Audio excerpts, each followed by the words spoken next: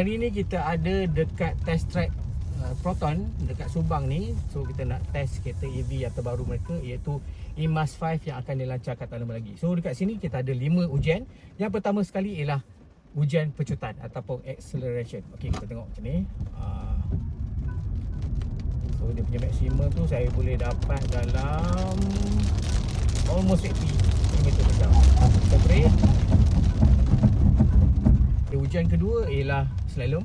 Ini dia nak test kita punya body roll, EMAS 5 punya body roll dan dia punya drivability lah. Tapi memandangkan hujan, so kita kena drive slow sikit lah. Macam tu.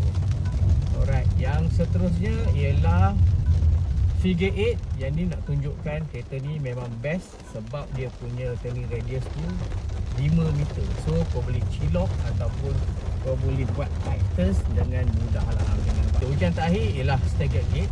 Maksudnya kita akan lalu kon-kon kat sini dengan kelajuan yang agak tinggi berbanding slalom tu, tapi memandangkan hujan lebat ni kan, kita tak boleh nak laju sangat lah. Dia punya matlamat ataupun objektif untuk kita buat staggered gate ni adalah kita nak tengok macam mana kereta ni behave ketika kita tukar haluan.